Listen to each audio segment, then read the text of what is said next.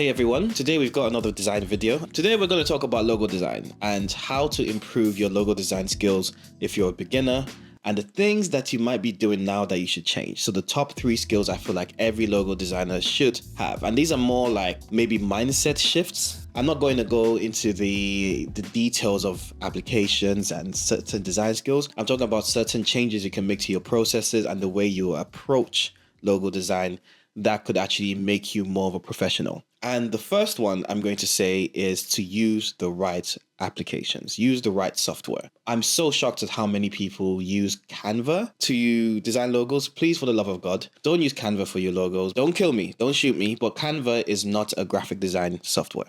It's not built for graphic designers. It's built for people that use templates. One of my friends said Canva is a template design tool. It's not a graphic design tool.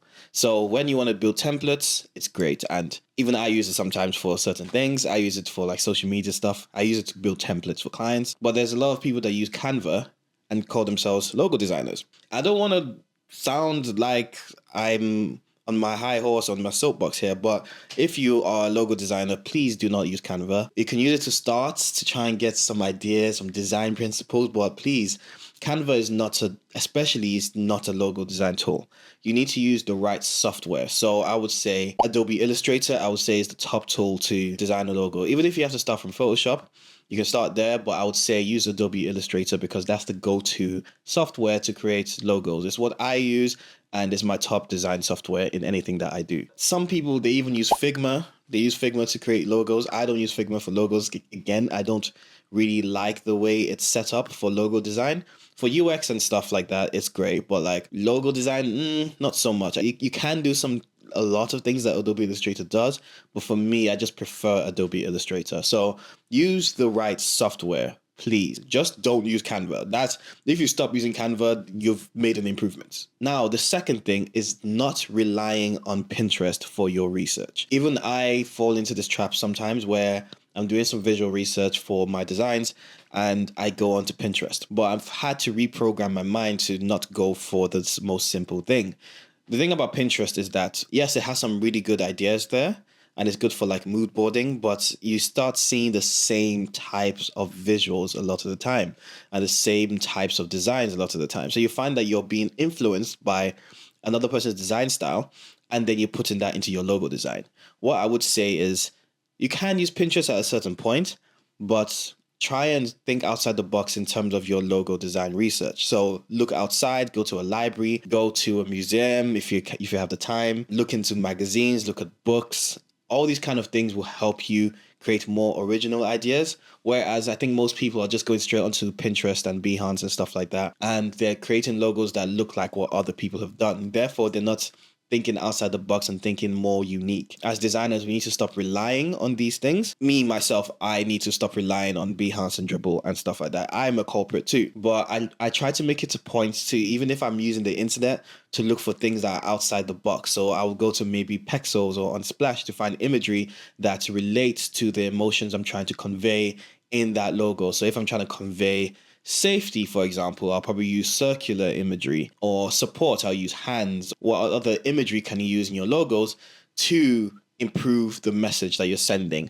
And you're not going to be able to dig that deep if you're just relying on Pinterest, because again, you're looking at what other people have created and that should not be primarily your influence. When you design a logo, you need to be influenced by the message that you are trying to send, and you need to find inspiration that helps support what you're going to design. So I would say the second thing is to stop relying on Pinterest. The third thing, and a lot of people miss this, is present your logos in mock-ups. The reason I say this is because beginner graphic designers and beginner logo designers and brand designers tend to just show the logo on a flat image, or the worst thing is to say, oh, here's your logo, and they email it as a JPEG file, say, oh, here you go. You probably see that a lot on Fiverr. You probably see that a lot on like all these kind of like Upworks and Fiverr. There's different levels of people, but people that aren't experienced will just send you the logo in an email as a JPEG file. That's how you know someone's not experienced. When I design logos, when I design brands, I don't just present them on a flat page. First, I'll show them the different types of logos on a flat page, but then I'll download mockups and I will implement the logos in context based on the industry that they're in. So if it's a food brand, I would be putting the logo on packaging, on bottles, on caps, aprons, those kind of things. Or if it's like a consultant, you put the logo on a business card, on signage, on letterheads. This is because people need to see logos in context. And if they don't have the logos in context, they might not make the right decision. Help your client make the right decision by putting the logo in the right context using mockups. You can download mockups for free. Just do a quick Google search for free PSD mockups, and then you'll be able to download those mockups and place your logo on there and present it in your logo presentation. You should always be presenting your logos in a presentation.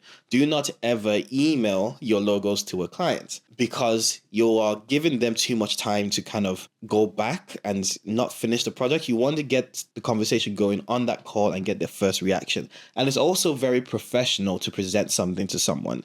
If they're paying money for it, give them the experience of being presented to, and something that the fact that you've taken time to actually put together a presentation is something that they will appreciate and will help them make better decisions. So do not present your logo on a flat page. Present your logo in PSD mockups. Put them on a mockup and it will go a long way. Those are the three things that will help you differentiate yourself as a logo designer, where other people are just doing the bottom of the barrel, really easy things. You are differentiating yourself based on your presentation skills, the fact that you use the right software, and your research skills. So these three things will help you build a very strong foundation and will change the way you design your logos. Is there anything else that I've missed out? Let me know in the comments below. There's many things I'd love to talk about. I'll probably do another follow-up to this, which would be really cool. But let me know how you differentiate yourself as a logo designer in the comments below, and I'll see you on the next video.